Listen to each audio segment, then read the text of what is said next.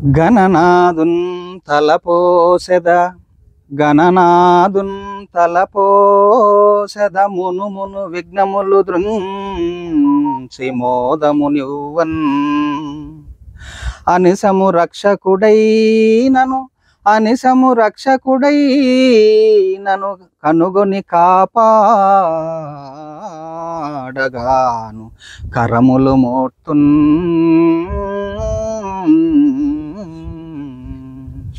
చాలా అద్భుతంగా చెప్పారు సార్. ధన్యవాదాలు సార్. దీని భావం ఏంటి? గణనాథుని తలపోసెద అంటే వినాయకుని మొదటగా స్తుతిస్తాం. ఎందుకనంటే ఏ పని చేసినా మనం వినాయకునే స్తుతిస్తాం కాబట్టి, అందుకని ఏ పని ప్రారంభించే ముందు కూడా అందుకని గణనాథుని పైన విఘ్నేశ్వరుని పైన ఒక పద్యం చెప్పాను. గణనాథుని తలపోసెద మునుమును విఘ్నములు గురించి అంటే రాబోయేటటువంటి విఘ్నాలంటే మనకు ఆటంకాలను తుంచి మోదమునివ్వన్ సంతోషాన్ని కలిగించేటట్లుగా అనిశము రక్షకుడై ఎల్లప్పుడూ మన వల్ల కాపాడేటటువంటి రక్షకుడై నన్ను అంటే నన్ను మన వాళ్ళందరినీ కూడా కనుగొని అంటే నిరంతరం చూస్తూ కాపాడగాను అంటే రక్షించేటటువంటి విధంగా అటువంటి గణపయ్యకు కరములు మోడుతున్నట్టు చేతులెత్తి నమస్కరిస్తున్నాను అని ఆ పద్యం యొక్క భావం సార్. సో ఇది మీరే రాశారా? ఇప్పుడే చెప్పినటువంటి పద్యం సార్. ఇది రాయలేదు, ఇప్పుడే చెప్పినటువంటి. ఇప్పటికిప్పుడు మీరు అంటే అవధానాల్లో మామూలుగా అప్పటికప్పుడు చెప్పడమే ఆసు కవిత్వం కాబట్టి మనం ఆ అవధానాల్లోకి వెళ్ళిన తర్వాత వాళ్ళు ఇచ్చేటటువంటి వాటికే మనం చెప్పాలి తప్ప మనము ముందుగా రాసుకొని పోయి చెప్పేటటువంటివి ఏమీ ఉండవు. మామూలుగా అవధానంలోకి వెళ్ళిన తర్వాత నిషిద్ధాక్షరి ఉంటుంది, ఒక అంశం ఇస్తారు, చెప్పమంటారు, సమస్యాపూరణము, దత్తపదులు, ఇలా 8 రకాల ప్రశ్నలు ఉంటాయి. 8 రకాల వాటిని గురించి అప్పటికప్పుడు చెప్పేటటువంటిదే అవధానం కాబట్టి చెప్పి గుర్తుపెట్టుకోండి, మళ్ళీ దాని గురించి చెప్పాలి.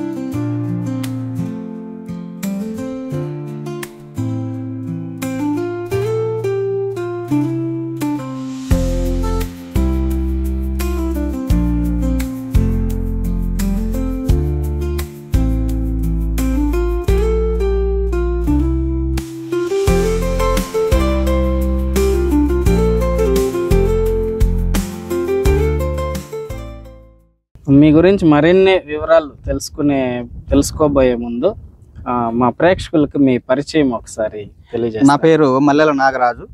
నేను తెలుగు ఉపాధ్యాయుడిని, పాఠశాల సహాయకుడు, జిల్లా పరిషత్ ఉన్నత పాఠశాల కుంబార్లపల్లి, వీకోట మండలం, చిత్తూరు జిల్లా.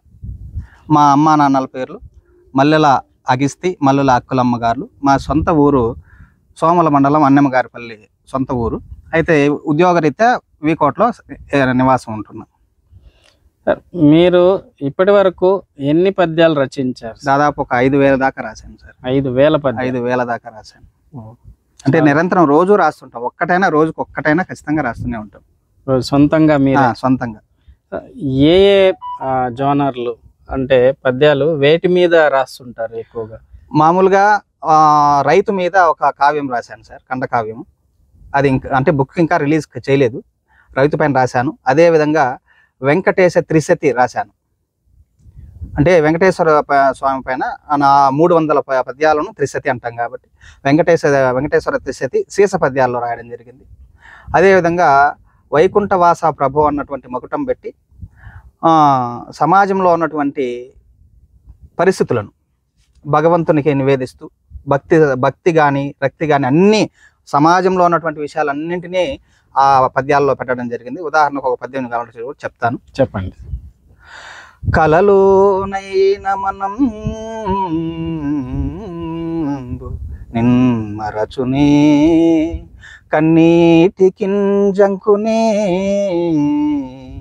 బలమే తొల్గని లేమి రాని తనువున్ ప్రాణంబులే పోని కన్నుల నీ రూపమే భద్రమై వెలుగగా నూత్నములై తెప్పలలో తేలుచుతూలెను ఈ సమయమున్ వైకుంఠవాస ప్రభు.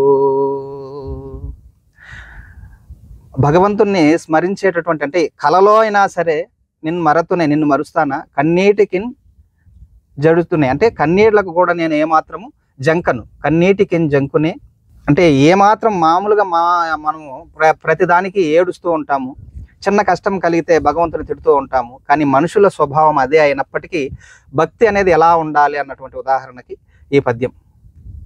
చాలా అద్భుతంగా ఉంది సార్, చాలా అద్భుతంగా చెప్పారు. సో నిజంగా మాకు నమ్మశక్యం కావడం లేదు. 5000 పద్యాలు రాశారంటే ఒక మామూలు ఒక పాఠశాల ఉపాధ్యాయులు, ఒక తెలుగు ఉపాధ్యాయులు ఒక 5000 పద్యాలు రాయడం అంటే చాలా ఆశ్చర్యంగా ఉంది. ఎందుకంటే మేము ఇలాంటి వారిని కేవలం ఏదో సినిమాల్లో పుస్తకాల్లో చదువుకున్నాం, కానీ ఇంత మేము మా ఎదురుగా మీరు ఇంత గొప్ప వ్యక్తి ఉన్నారని మాకు ఇప్పుడే తెలుస్తుంది. అది సాధారణ విషయం అయితే కాదన్నమాట. చాలా ఆశ్చర్యంగా అద్భుతంగా మాకు అనిపిస్తుంది. ఇంకా పద్యాలు కాకుండా ఇంకేమైనా చేశారా సార్?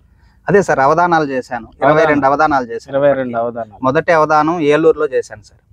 ఏలూరులో శ్రీ వెంకట సూర్యనారాయణ శర్మ గారని నాకు అవధాన గురువు. మహానుభావుడి దయ వల్ల అవధాన రంగంలోకి అడుగు పెట్టాము. అయితే మొదటగా మనం తెలుసుకోవాల్సింది ఏమంటే, మా ప్రాథమిక విద్య నుంచి కూడా మా గురువులను అందరినీ తెలుసుకోవాలి. ఎందుకంటే అందరి దయ వల్లే నేను ఈరోజు 4 అక్షరాలు రాస్తున్నానన్నా, 4 అక్షరాలు చెప్తున్నానన్నా ఆ పుణ్యాత్ముల వల్లే నేను చేయగలుగుతున్నాను. వాళ్ళని తలుచుకోవాలి. వాళ్ళలో మాకు ప్రైమరీ స్కూల్ నుంచి కూడా అందరూ గుర్తున్నప్పటికీ అందరి పేర్లు చెప్పలేం కాబట్టి కొన్ని పేర్లు మాత్రం నేను చెప్పదలుచుకున్నాను. మొదటగా నాకు అక్షరాలు దిద్దించినటువంటి జనార్దన్ సార్ గారు అయితేనేమి, ఇంకా హై స్కూల్ లెవెల్లో శంకర్ రెడ్డి సార్ గారు, ఇంకా అదేవిధంగా ఉన్నత విద్యల్లో అయితే తుమ్మపూడి కోటేశ్వరరావు గారు, ఇలా ఇక పద్యాల రాయడానికి జోలికి వచ్చేసరికి ఇంకా కంది శంకరయ్య గారు అయితేనేమి, ఇంకా మిత్రులు పెద్దలు చాలామంది నాకు మార్గదర్శకం చేశారు. అయితే అవధాన రంగంలోకి మాత్రం శ్రీ వెంకట సూర్యనారాయణ శర్మ గారు మాత్రమే నన్ను అవధాన రంగంలోకి తీసుకొని రావడం జరిగింది. ఆయన దయతోనే నేను మొదట అవధానం ఏలూరులో చేశాను. పశ్చిమ గోదావరి జిల్లాలోని ఏలూరులో చేశాను సార్. అందులో నాకు ఒక సమస్య ఇచ్చారు. మొదటి అవధానమైన సారా త్రాగక పద్యమూడి పడున సంసారమే సాగున అన్నటువంటి సమస్య ఇచ్చారు. అంటే సారాయి తాగకుండా పద్యం చెప్పడానికి వీలవుతుందా, సంసారాన్ని చేయడానికి వీలవుతుందా, దీన్ని నేను పూరించాలి. అయితే పూరించేటప్పుడు ఏం చేయాలి, ఆ సారాయి అన్నటువంటి పదం మార్చకూడదు, ఆ పాదాన్ని మార్చకూడదు, కానీ పూర్తి అర్థం మారిపోవాలి. అందుకని నేను చెప్పినటువంటి పద్యం మొదటి అవధానంలో, ఊరూరున్ తిరుగాడి రామకథ నిత్యోత్సేకమౌనట్లుగా, ఊరూరన్ తిరుగాడి రామకథ నిత్యోత్సేకమౌనట్లుగా, నోరారన్నుడు వంగ పిల్చి జనులన్ నోమించి పాపంబులన్, శ్రీరామాయని భక్తి మీర హృదిలో జేగీయమై తాన్ యశస్సారా త్రాగక పద్యమూడి పడునా సంసారమే సాగునా. ఇదేమంటే ఊరూరు తిరుగాడు, అంటే ఊర్లంతా ఊరూరు తిరిగి రామకథను నిత్యోత్సేకమవునట్లుగా, నిత్యం ఎల్లప్పుడూ ఉత్సాహంతో ఆ శ్రీరాముని యొక్క కథను చెప్తూ, నోరారన్ నుడువంగ నోరారా చెప్పి పిలిచి జనులన్ అక్కడ ఉన్నటువంటి ప్రజలను పిలిచి వాళ్ళ నోమించి పాపంబులను, వాళ్ళ పాపాలను అక్కడికి పటాపంచలు చేయించి, దేనివల్ల చేయించి అంటే శ్రీరామ అన్నటువంటి మాటతో భక్తి మీర హృదిలో మనసులో జేగీయమై మిక్కిలి కొనియాడుతూ పూజించి, అలా పూజించేటటువంటి వ్యక్తి కూడా తన మనసులో యశస్సార కీర్తి అనే రసాన్ని క్రోలకు తాగకుండా పోతే ఒక పద్యాన్నైనా అంత రసవత్తరంగా పాడగలడా?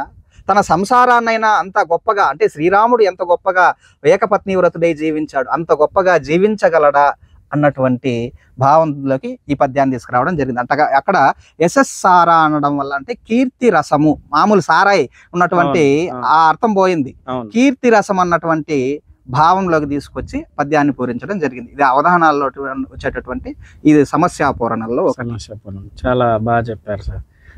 ఇప్పుడు మొదటిసారి మనం ఇక్కడ కృష్ణమ్మ కొండకు వచ్చామన్నమాట. మీరు కూడా మొదటిసారి వచ్చారు, మేము కూడా మొదటిసారి వచ్చాము. మీరు అప్పటికప్పుడు మీరు పద్యము అనుకొని చెప్పగలరు కాబట్టి, సో మేము కూడా మీకు ఒక చిన్న పరీక్ష అన్నమాట. ఈ కృష్ణమ్మ కొండ మీద శ్రీకృష్ణుల వారి దేవాలయం ఉంది. సో మా ప్రేక్షకుల కోసం మీరు ఈ కొండ గురించి ఒక పద్యం చెప్పగలరా? అలాగే సార్. పచ్చని ప్రకృతి రమణీయ, పచ్చని ప్రకృతి రమణీయ, పైరులందు పచ్చని ప్రకృతి రమణీయ, పైరులందు నెట్ట నిలువుగా నిలిచిన గుట్ట ఇదియే, నెట్ట నిలువుగా నిలిచిన గుట్ట ఇదియే, కృష్ణ పరమాత్ముడు వెలసే గిరిని చూడా, భక్తి మీరగా కొల్తుము శక్తి కొలది. తేటగీతి పద్యం సార్ ఇది. మనకు పచ్చని పైరులు ప్రకృతి, ఈ పచ్చని ప్రకృతుల దగ్గర అలాంటి చుట్టూ ఉన్నటువంటి ఈ ప్రకృతిలో నట్ట నడుము ఉన్నటువంటి ఒక గుట్ట, అంటే పెద్ద కొండని మనం కొండ అంటాం కాబట్టి ఇది గుట్ట. అటువంటి గిరి కొండ మీద వెలసినటువంటి ఆ కృష్ణ పరమాత్ముని భక్తి మీరగా, అంటే నా శక్తి ఎంత ఉందో ఆ శక్తి కొలది నా పరమాత్ముడైనటువంటి కృష్ణ పరమాత్ముని కొలుస్తాను, పూజిస్తాను అని ఆ పద్యం యొక్క భావం సార్. చాలా ఇప్పటికిప్పుడు చాలా అద్భుతంగా చెప్పారు సార్. సార్ ఇప్పుడు ఈ అవధానాలు అంటే ఏంటి, వాటికి ఎట్లా జరుగుతాయి? మనం సినిమాల్లో కొంతవరకు చూసాం కానీ బట్ వాస్తవంగా ఎలా జరుగుతాయి, ఎలాంటి నిబంధనలు ఉంటాయి, వాటి గురించి తెలియజేస్తారా? అవధానం అనేటటువంటిది తెలుగు సాహిత్యంలో ఉన్నటువంటి ఒక గొప్ప సాహిత్య క్రీడ సార్. ఎందుకనంటే మనకు మహానుభావులు చాలామంది ఇందులో పేరు ప్రఖ్యాతులు పొంది, గండపెండేరాలు పొంది, ఏనుగు పైనెక్కి ఎంతోమంది మహానుభావులు తెలుగు సాహిత్యాన్ని పరిపుష్టం చేసి అవధానాన్ని చాలా బృహత్ సంపన్నం చేశారు.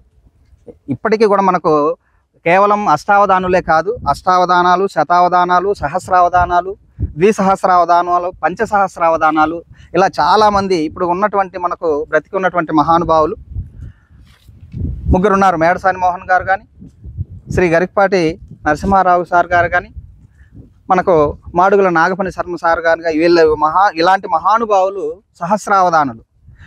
అయితే ఇక్కడ అవధానం అంటే ఏకాగ్రతతో చేసేటటువంటిది అని అర్థం సార్.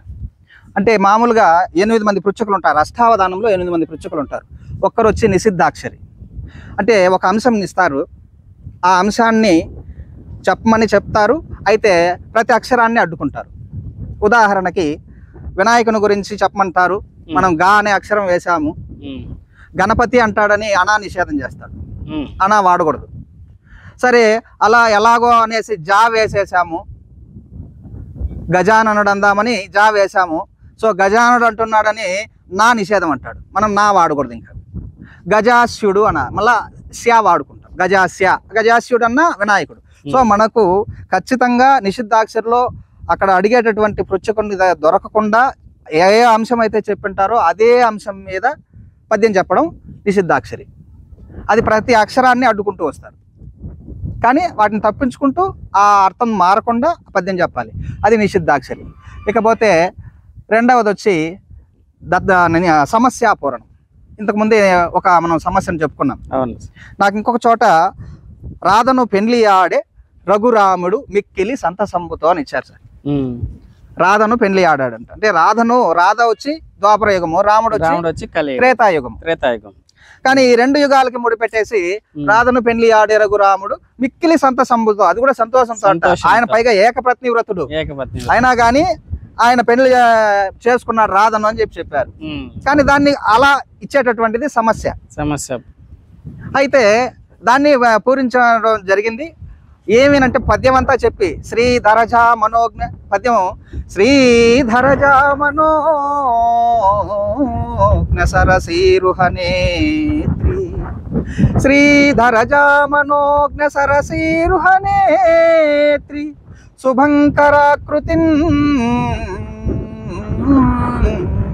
వేద విరాజితార్భట పవిత్ర నివేశిని పుణ్యమూర్తి, దీక్షాధరణము శీలగుణ సాంద్ర చరిత్రను నిత్య వైష్ణవారాధను,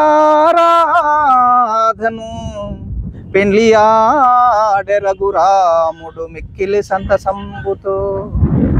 అంటే ఇక్కడ ఏంటి అంటే రాధ రాకూడదు కాబట్టి వైష్ణవారాధన చేశాం. శ్రీధరజ అని అక్కడే వాడేశాం. సీత అని, ధరజ అంటే భూదేవి యొక్క కుమార్తె, ధరజ అంటే సీత అని వచ్చేసింది అక్కడే. కాబట్టి ఆమె యొక్క గుణగణాలంటూ చెప్పుకుంటూ వచ్చి చివరిలో వైష్ణవారాధను, అక్కడ ఆరాధన అనేటటువంటి అర్థం కూడా మారిపోవాలి కాబట్టి వైష్ణవారాధను అన్నటువంటి అర్థంలోకి తీసుకొచ్చాం. కాబట్టి అంటే నిత్యము ఎల్లప్పుడూ విష్ణువుని పూజించేటటువంటి ఆ సీతాదేవిని పెళ్లి చేసుకున్నాడు రాముడు. అది కూడా సంతోషంగా చేసుకున్నాడు కాబట్టి సంతోషంతో చేసుకున్నాడు అన్నటువంటి ఇది సమస్యాపూరణము. ఇక దత్తపది ఉంటుంది. 4 పదాలు ఇచ్చేస్తారు. 4 పదాలు ఇచ్చేసి మనకు ఒక పద్యం చెప్పమంటారు. వాళ్ళకి నచ్చిన పదాలు 4 పదాలు ఇస్తారు. ఇచ్చి నచ్చిన అంశం మీద పద్యం చెప్పమంటారు. ఇది దత్తపది. నెక్స్ట్ న్యస్తాక్షరి ఉంటుంది. న్యస్తాక్షరం అంటే నెస్తం అంటే ఉంచడం అని అర్థం. అంటే ఏంటి అంటే ఇప్పుడు 1వ పాదంలో 2వ అక్షరం ఫలానా అక్షరం రావాలి, 2వ పాదంలో 10వ అక్షరం ఫలానా అక్షరం, అంటే వాళ్ళకి నచ్చినట్టుగా ఖచ్చితంగా అలా అక్కడ ఒక్కొక్క అక్షరాన్ని ఉంచేసి పద్యం చెప్పమంటారు. అది కూడా వాళ్ళకి నచ్చిన అంశాన్ని చెప్పమంటారు. అయితే ఖచ్చితంగా అక్కడ ఆ నెస్తాక్షరి ఇచ్చేటటువంటి వాళ్ళు కూడా పండితులే అయి ఉంటారు. ఎందుకంటే ఛందస్సు మీద పట్టు ఉంటుంది. వాళ్ళు ఎక్కడ ఎలా పెట్టేయాలో కూడా పెట్టి ఇస్తారనమాట. అయితే మొత్తం పద్యం మళ్ళీ మనం చెప్పాలి. ఆ అక్షరాలు తొలగించకూడదు. అక్కడ ఆ అక్షరాలు మాత్రమే రావాలి. మొత్తం అంశాన్నంతా పద్యాన్ని చెప్పాలి. ఇది నెస్తాక్షరి. ఇప్పటికి ఎన్ని అయినాయి సార్? 4 అయినాయి. నెక్స్ట్ వర్ణన. ఒక అంశాన్ని ఇచ్చి వర్ణించమంటారు. ఉదాహరణకి ప్రకృతిని వర్ణించండి, లేదంటే ఈ కొండను వర్ణించండి, ఇలా ఖచ్చితంగా వర్ణించమంటారు. అలా కాకుండా అది వర్ణన. నెక్స్ట్ ఆసువు. అప్పటికప్పుడు ఒక అంశాన్ని గురించి చెప్పమంటారు. అయితే ఇవన్నీ కూడా ఒక్కొక్క ఆవృత్తిలో ఒక్కొక్క పద్యం చెప్తాం మనం. కానీ ఆసువు మాత్రం ఖచ్చితంగా పూర్తి పద్యం ఒకేసారి చెప్పేయాలి. అడిగిన అంశం మీద పద్యం చెప్పాలి. ఇది ఆసువు. నెక్స్ట్ వచ్చి అప్రస్తుత ప్రసంగం. అంటే మనం ఏదైనా చెప్తా ఉంటామో, మనం ఏదైనా ఆలోచించే లోపల ఏదో ఒకటి సంబంధం లేనటువంటి క్వశ్చన్ ఎత్తుకొచ్చేస్తాడు. దానికి సంబంధం లేని మనల్ని ఎందుకంటే డైవర్ట్ చేయడానికి. అంటే వీళ్ళకి సమాధానాలు చెప్తూ ఉండాలి. అప్రస్తుత ప్రశంసకి కూడా మనం ఖచ్చితంగా వాళ్ళకి సమాధానాలు చెప్పాలి. నెక్స్ట్ వ్యస్తాక్షరి కానీ, లేదా పురాణ పఠనం కానీ, లేదా ఛందోభాషణం కానీ, ఇలా ఏదో ఒకటి తీసుకుంటారు. అంత్యాక్షరి కానీ వీటిలో తీసుకుంటారు. ఇలా మొత్తం 8 అంశాల మీద ఏదేది నిషిద్ధాక్షరి, సమస్యాపూరణము, దత్తపది, వర్ణన, ఆసువు, అదేవిధంగా న్యస్తాక్షరి, వ్యస్తాక్షరి, అప్రస్తుత ప్రశంస, ఇలా మొత్తం 8 అంశాల మీద మనకు ప్రశ్నలు సంధించడం జరుగుతుంది. 8 అంశాలకి మనము పద్యాలు చెప్పాలి. దాదాపుగా ఒక 2.5 గంట 3 గంటల సేపు సమయం పడుతుంది. ఇది మనం రాసుకోకూడదు. అయితే చెప్పినటువంటి అంశాన్ని, ఆ పద్యాలను చివరిలో మనం చెప్పినటువంటి అంశాలను గుర్తు పెట్టుకుని ఉండి చివరిలో ఖచ్చితంగా అన్నీ ఒకసారిగా ఒప్పచెప్పాలి. మనం రాసుకోకూడదు. అక్కడ ఉన్నటువంటి అందరూ రాసుకోవచ్చు, కానీ అవధానం చేసేటటువంటి వ్యక్తి మాత్రం రాసుకోవడానికి వీల్లేదు. అలా ఒప్పజెప్పిన తరువాత అంటే దాన్ని ధారణ చేయడం. మామూలుగా అవధానానికి పంచదకారాలు అంటారు. ధారణ, ధైర్యం, దిశన, ధోరణి. ఈ 5ంటిని పంచదకారాలు అంటారు.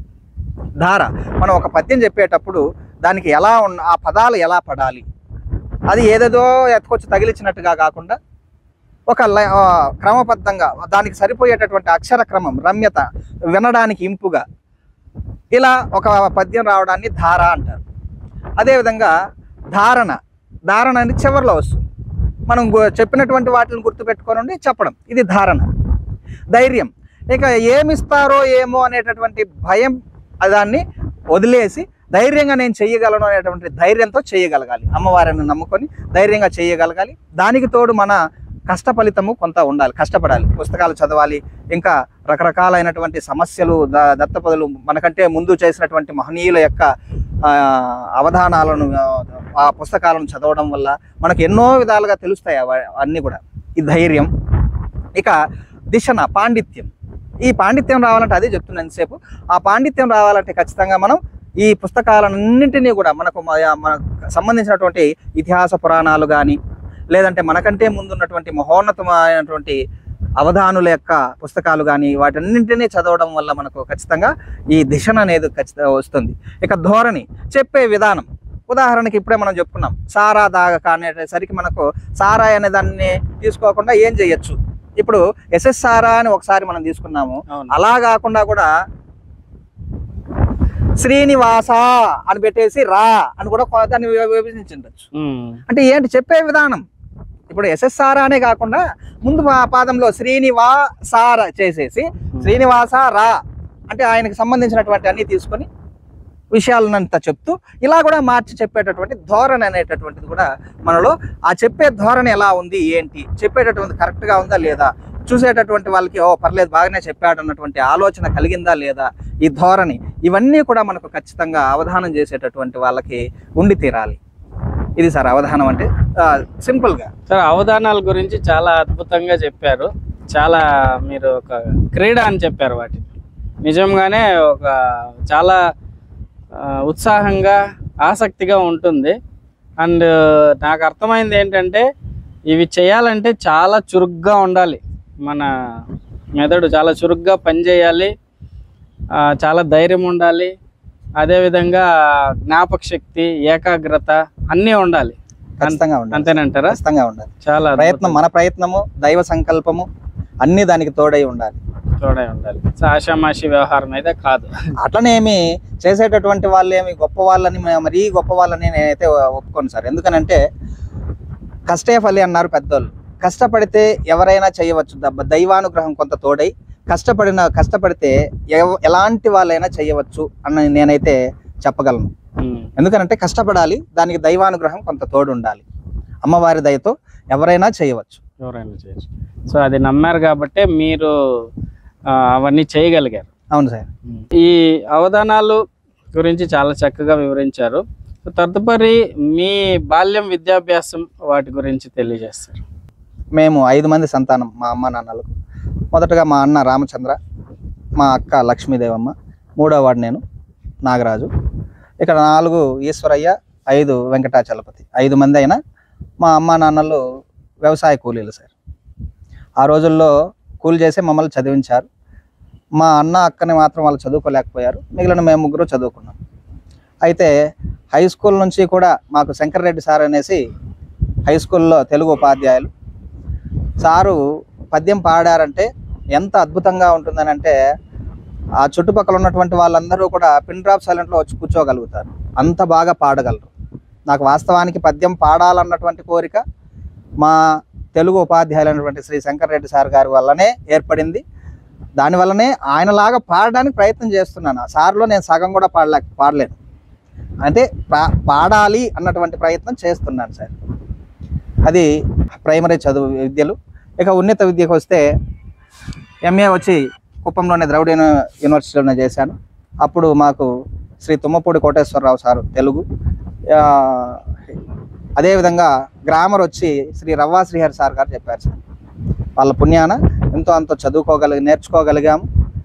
ఆ తరువాత పద్య సాహిత్యంలోకి వచ్చిన తరువాత కంది శంకరయ్య గారు, అదేవిధంగా ఇంకా చాలామంది పేర్లు ఉన్నాయి చెప్పాలనంటే, మొదటగా కంది శంకరయ్య గారు పేరు చెప్పాలి. అదేవిధంగా ఆముదాల మురళి సార్ కూడా కొన్ని సూచనలు చేయడం జరిగింది. వీళ్ళందరూ దయతో నేను పద్య విద్యలో ఈరోజు కొంత రాణిస్తున్నానంటే వీళ్ళందరి దయ ఉంది సార్ ఇందులో. ఇప్పుడు ఈ పద్యాలు కాకుండా పుస్తకాలు ఏవైనా రాశారు? అదే సార్, పుస్తకాలు రాశాను, ఇంకా అయితే అది ప్రచురణ చేయలేదు సార్. వైకుంఠ వాస ప్రభు అన్నటువంటి శతకం ఒకటి, వినుతి చేసే మళ్ళీ వెంకటేశ అన్నటువంటి శతకం ఒకటి. శతకం అంటే అందులో 100 పద్యాలు 108 పద్యాలు ఉన్నటువంటిది శతకం అంటాం సార్. అదే విధంగా సకుడా అన్నటువంటి కంద పద్యాల్లో శతకం. ఇక హాలికుడు అన్నటువంటిది ఒక ఖండకావ్యం, అది పూర్తిగా ఒక ఖండకావ్యం పూర్తి అయిపోయింది, కానీ ఇంకా ప్రచురణ అయితే చేయలేదు సార్. చేయాలి, దగ్గరలో చేయాలని అనుకుంటున్నాను, చేయాలి. ఈ కంద పద్యం, ఖండకావ్యం ఇవి ఏంటి సార్? ఇవి మామూలుగా కంద పద్యం అంటే మన సాహిత్యంలో చాలా రూల్స్ ఉన్నటువంటి పద్యం కంద పద్యం. పద్యం చిన్నదేగా అనిపిస్తుంది, కానీ గట్టి పద్యము కూడా కంద పద్యమే. మామూలుగా అవధానాల్లో కూడా నిషిద్ధాక్షరి చేసేది కంద పద్యాల్లోనే చేస్తారు. ఎందుకనంటే అన్ని రూల్స్ ఇంకే పద్యంలో ఉండవు. మామూలుగా బేసి గణాల్లో జగనం రాకూడదని, అదేవిధంగా 6వ గణం నాలా కానీ లేదా జగనం కానీ అయ్యి ఉండాలని, మొదట లఘు వస్తే లఘువే రావాలి, అన్ని పదాల్లో లఘువే రావాలని, మొదట గురువు వస్తే అన్ని పదాల్లో గురువే రావాలని, అదేవిధంగా చివరి అక్షరం అంటే 2-4 పాదాలు చివరి అక్షరం ఖచ్చితంగా గురువై ఉండాలని, ఇలా రూల్స్ చాలా ఉంటాయి. అందుకనే నిషిద్ధాక్షరి కూడా కంద పద్యాల్లోనే చెప్తారు. మొదటగా నేను ప్రారంభించినప్పుడు కూడా గణనాథుని గురించి గణనాథుని తలపోసిత పద్యం చెప్పాను చూడండి, అది కూడా కంద పద్యమే. ఇది కంద పద్యం. ఖండకావ్యం అంటే ఏంటంటే ఒక అంశాన్ని తీసుకొని ఏకబిగిన సాగేటటువంటి ఒక విశ్లేషణ.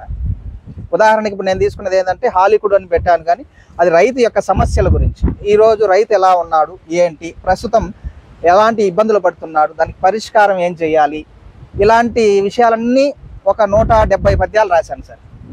అందులో ఉన్నటువంటిది ఈ ఖండకావ్యం. అయితే ఇంతవరకు మనకు 170 పద్యాలతో ఖండకావ్యం ఏది లేదు.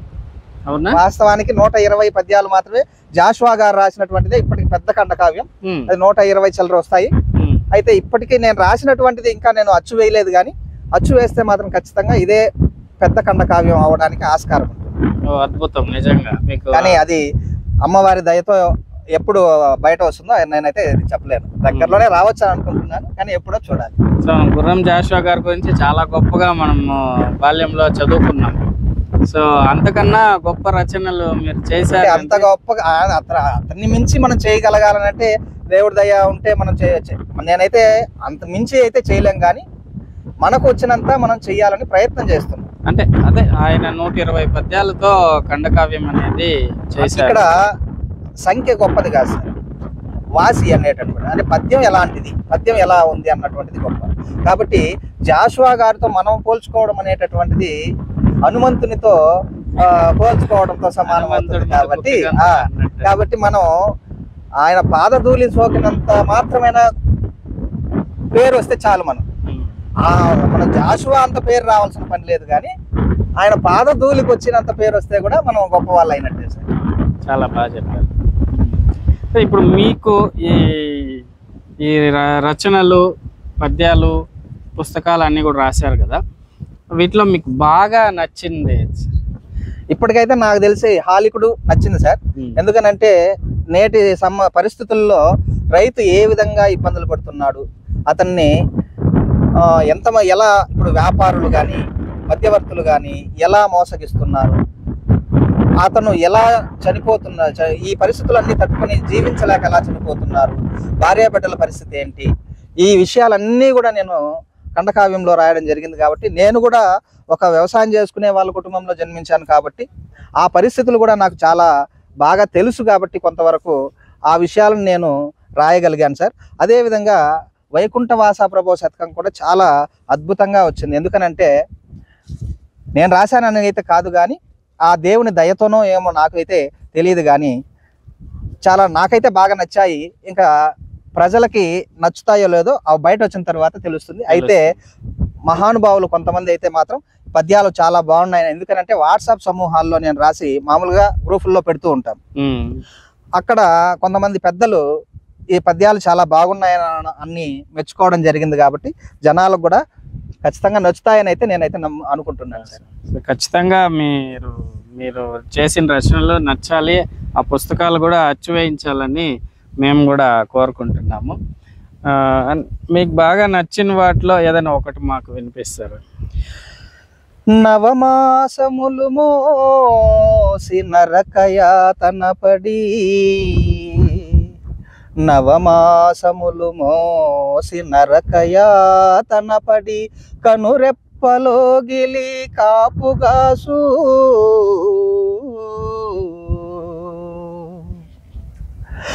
మన పుట్టుక కొరకు మరు జన్మమెత్తిన పొత్తిల్ల కడుపులో పోగు చేయు, నీదు బాధను మాన్ప నిక్కంబుగా తనదు సత్వం సత్తువా విత్తం సకలమిచ్చు, నీదు బాధను మాన్ప నిక్కంబుగా తనదు సత్తువా విత్తంబు సకలమిచ్చు, ఇహ పరంబులలోన ఎందెందు వెతికినా తల్లియే లోకాన త్యాగమూర్తి, ఇహ పరంబులలోన ఎందెందు వెతికినా తల్లియే లోకాన త్యాగమూర్తి, ఎల్ల లోకములందు ఏకమై నిలిచిన జనని కంటే మిన్న జగతి లేదు, లోకమందు చూడలోలార్కుని పగుది వినుతి చేసే మల్లె వెంకటేశ. అంటే అమ్మకు మించినటువంటి దైవం లేదు. అమ్మ మన కోసం ఎలా బాధపడుతుంది, ఎలా చేస్తుంది. నవమాసములు మోసి నరకయాతన 9 నెలలు మనం కనీసం ఒక చిన్న పని చెప్తే కూడా తిన్న వెంటనే లేచి చేయాలనంటే ఇబ్బంది పడతాం. అలాంటిది 9 నెలలు నరకయాతన పడిన మనల్ని కనురెప్పలోగిలి కాపుగాసు, మన కనుగుడ్డుని కనురెప్ప ఏ విధంగా అయితే కాపాడుతుందో తల్లి అలా మనల్ని కాపాడుతూ ఉంటుంది. అదేవిధంగా మన పుట్టుక కొరకు మరుజన్మం ఎత్తిన, మనం పుట్టడం కోసం తాను చనిపోవడానికి కూడా సిద్ధపడుతుంది కాబట్టి మరుజన్మం ఎత్తిన పొత్తిళ్ళ కడుపులో పోగు చేయి. పొత్తిళ్ళ కడుపు అంటే ఇక్కడ ఈ చిన్న కడుపు, పొత్తి కడుపులోనే పోగు మన వల్ల పెంచి పెద్ద చేస్తుంది. నీదు బాధను మాన్ప నిక్కంబుగా తనదు, నీదు బాధను మాన్ప అంటే నీ యొక్క బాధను తొలగించడానికి తన యొక్క సత్వ అంటే తన బలము, తన యొక్క సంపద సర్వాన్ని నీ కోసం ధారపోయడానికి సిద్ధపడుతుంది. అదేవిధంగా ఇహపరంబులలోన, ఈ లోకమే కాదు దైవలోకమైనా సరే అక్కడైనా సరే ఎందెందు వెతికినా తల్లియే లోకాన త్యాగమూర్తి. ఈ త్యాగం చేయడంలో తల్లి కంటే మించినటువంటి వాళ్ళు ఇంకొకరు ఉండరు. అదే అందుకని ఎల్ల లోకములందు ఏకమై నిలిచిన, ఈ లోకములు ఎన్నో మనకు పురాణాల ప్రకారం ఉన్నటువంటి లోకాలు ఎన్నున్నాయో అన్ని లోకాలన్నీ ఒకటై నిలిచినా సరే అమ్మ కంటే గొప్ప కాదు. ఈ లోకాలన్నింటికీ కూడా లోలార్కుని పగిది అంటే సూర్యుని లాగా వెలుగునిచ్చేటటువంటిది అమ్మ ఒక్కటే అని చెప్పడమే ఈ పద్యం యొక్క భావం సార్. ఇది వెంకటేశ త్రిశతిలో రాసినటువంటి పద్యం. చాలా అమ్మ గురించి చాలా అద్భుతంగా చెప్పారు. నిజంగా చాలా బాగుంది సార్, అద్భుతంగా చెప్పారు. ధన్యవాదాలు సార్. ఇప్పుడు మొబైల్ యుగం అయిపోయింది అన్నమాట. సో ఈ మొబైల్ వల్ల ప్రయోజనాలు ఏంటి, అనర్థాలు ఏంటి, ఇవన్నీ కూడా మనం వింటుంటాము. సో దీని గురించి మీరు ఒక పద్యం ఏదైనా? ఖచ్చితంగా చెప్తాం సార్. ఎందుకనంటే మనకు ఈనాడు సాంకేతిక యుగం రావడం వల్ల సెల్ ఫోన్లలో చిక్కిపోతున్నారు. ఇది ఉపయోగించుకునే విధంగా ఉపయోగించుకుంటే లాభం. ఉదాహరణకి నా ముఖం అయితే లోకానికి సరిగా తెలియదు. ఎందుకనంటే మల్లెల నాగరాజు అనే పేరు కొంతవరకు తెలుసు, కానీ ఎందుకనంటే వాట్సాప్ సమూహాల్లో నేను రాస్తూ ఉంటాను కాబట్టి మల్లెల నాగరాజు అనే పేరు దాదాపుగా తెలిసినప్పటికీ ముఖం అయితే తెలియదు. కారణం ఏమేనంటే నేను కేవలం సెల్ ఫోన్లలో మాత్రమే రాస్తున్నాను. కొన్ని పేపర్లో వచ్చినప్పటికీ కూడా మనం ఇంతవరకు ముఖం బయట ప్రపంచానికి తెలియదు కాబట్టి వాడుకునే వాళ్ళకి అనుకూలంగా వాడుకునేటటువంటి వాళ్ళకి ఉపయోగమే. కానీ నేడు ఎలా అయిపోతున్నారనంటే ఒక చిన్న పద్యం చెప్తాను. దీనికి నష్టానికి ఒక పద్యము, లాభానికి ఒక పద్యము చెప్తాను సార్. అలాగే. సెల్లు ఫోనులోన చిక్కిరి యువతల్ల మాడిపోయినారు మమత లేక, సొల్లు కబురులాడి ఒళ్ళు చూపుకొనుచు, సొల్లు కబురులాడి ఒళ్ళు చూపుకొనుచు నాశమయ్యినారు ఆశలేఖ. అంటే ఎలా అయిపోయినారంటే కేవలం సొల్లు కబుర్లు, వీడియో కాళ్ళు ఇలాంటి వాటిలు చెప్పుకుంటూ నాశనం అయిపోతున్నారే తప్ప దాన్ని ఉపయోగించుకునే విధానం తెలియకపోవడం వల్ల అలా సెల్ ఫోన్లో నాశనం అయిపోతున్నారు. అయితే దానినే ఉపయోగించుకుంటే భవిత బాగుపడగా బంగారుమయమౌను, సెల్లు ఫోను ఒకటి చలగి చేయా, మిగులు విశ్వమందు రగులు నీ పేరెల్లా, తెలుసుకొనుము దీని దీపమోలే,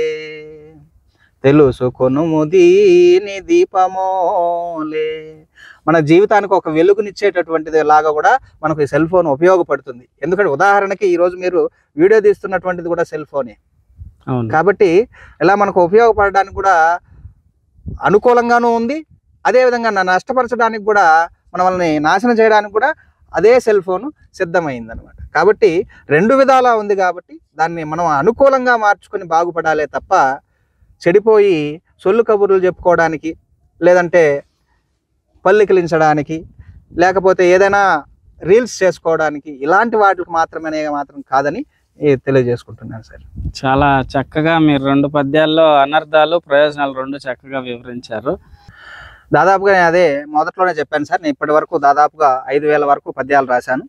అయితే వాటిలో వినుతి చేసే మల్లె వెంకటేశ అన్నటువంటి త్రిశతి, మల్లెవారి మాట మనుల మూట అన్నటువంటి ఆట వెలదిలో శతకం, సకుడ అన్నటువంటి కంద పద్యాలలో శతకం, అదేవిధంగా వైకుంఠవాస ప్రభు అన్నటువంటి వృత్త పద్యాలలో, అంటే వృత్త పద్యాలు అంటే కూడా మామూలుగా మత్తేవ పద్యాలలో శతకం, అదేవిధంగా హాలికుడు అన్నటువంటి ఖండకావ్యం, ఇవే కాకుండా మామూలుగా వాట్సాప్ సమూహాల్లో వచ్చేటటువంటి దత్తపదులు, సమస్య పూరణలు, అదేవిధంగా మనకు వచ్చేటటువంటి సూక్తులకి రాయడం, సందర్భాలను బట్టి ఇప్పుడు మనకు ఏదైనా ఒక సందర్భం వస్తుంది, సందర్భానికి అనుకూలంగా మనం పద్యం రాయాల్సి వస్తుంది. ఇప్పుడు ఉదాహరణకి మనకు ఈ మధ్యనే వినాయక చవితి వెళ్ళింది, వినాయక చవితికి సంబంధించి రాయడం. అదేవిధంగా నాకు ఇంకా మిక్కిలి సంతోషించదగ్గ విషయం ఏంటంటే పోయిన సంవత్సరంలో మనకు 2 ఏళ్ళప్పుడు కాంపిటీషన్ జరిగింది. అంటే మనకు మన రాష్ట్రంలో ఉన్నటువంటి వాళ్ళందరూ కూడా ఆ కాంపిటీషన్లో పాల్గొంటే నేను 2 శీర్ష పద్యాలు మాత్రం రాసి పంపించాను. వాటికి బహుమతి రావడం సంతోషించదగినటువంటి విషయం. ఎందుకనంటే మామూలుగా ఈ రోజుల్లో ఒక పద్యం రాయడం అనేటువంటిది ఒక సాహసంగా మారిపోయింది. చాలామంది ఇప్పటికి కూడా ఉన్నారు మహానుభావులు, అయితే యువత పద్యం వైపు రావడానికి భయపడుతున్నారు. ఆ భయాన్ని వదిలిపెట్టి కష్టపడితే ఖచ్చితంగా పద్యంలో ఉన్నటువంటి మాధుర్యం వాళ్ళు రుచి చూశారంటే మాత్రం ఖచ్చితంగా ఇంకా పద్యాన్ని వదిలిపెట్టరు అని నేను తెలియజేస్తున్నాను సార్. చాలా బాగా చెప్పారు. బహుమతి అంటే గుర్తొచ్చింది సార్, మీరు అందుకున్న బహుమతులు, అవార్డులు ఏవైనా ఉంటే మాకు తెలియజేస్తారా? మామూలుగా అనేక కవి సమ్మేళనాల్లో పాల్గొనడం, ఇకపోతే అదేవిధంగా అనేక అవధానాల్లో పృచ్ఛకుడుగా పాల్గొనడం, 22 అవధానాల్లో అవధానిగా పాల్గొనడం, మనకు పోయిన చోట జ్ఞాపికలు ఇవన్నీ కూడా ఇస్తుంటారు సార్. కానీ తెలంగాణలో ఉన్నటువంటి సహస్ర కవిమిత్ర అన్నటువంటి ఒక బిరుదుని ఇవ్వడం జరిగింది.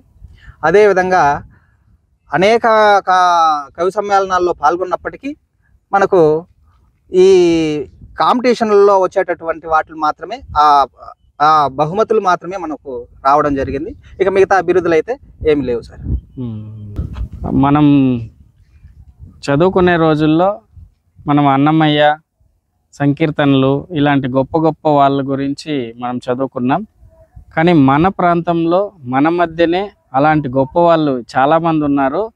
అలాంటి వాళ్ళను పరిచయం చేయాలనే మనము ఇలాంటి ఒక గ్రేట్ సిగ్నేచర్స్ అనే ఒక వేదికని మనం ఏర్పాటు చేసుకున్నాం. సో ఆ వేదికలో భాగంగా ఈరోజు మన మల్లెల నాగరాజు గారిని మనం కలవడం, ఆయన గురించి మనం అనేక విషయాలు తెలుసుకోవడం జరిగింది. సో చాలా సంతోషం సార్. చాలా సంతోషం సార్. కానీ అంత మహానుభావుల పాదధూళితో సమానం అని నేనైతే భావించుకున్నాను. సో మేము అన్నమయ్య అలాంటి వాళ్ళని చూడలేదు కానీ ఇప్పుడున్న మీలాంటి వాళ్ళను చూడగలుగుతున్నాం. అది చాలా అదృష్టం మాకు కూడా. మీరు మరింత ఉన్నత స్థానానికి ఎదగాలనేసి మీకు ఆ భగవంతుడి ఆశీస్సులు సదా ఎల్లప్పుడూ ఉండాలని కోరుకుంటూ సెలవు సార్. ధన్యవాదాలు. అమ్మవారి దయ సార్. మీకు ఎన్నో విషయాలను తెలియజేసే మా గ్రేట్ సిగ్నేచర్స్ యూట్యూబ్ ఛానల్ను సబ్స్క్రైబ్ చేసుకోండి, లైక్ చేయండి, షేర్ చేయండి, కామెంట్ చేయండి.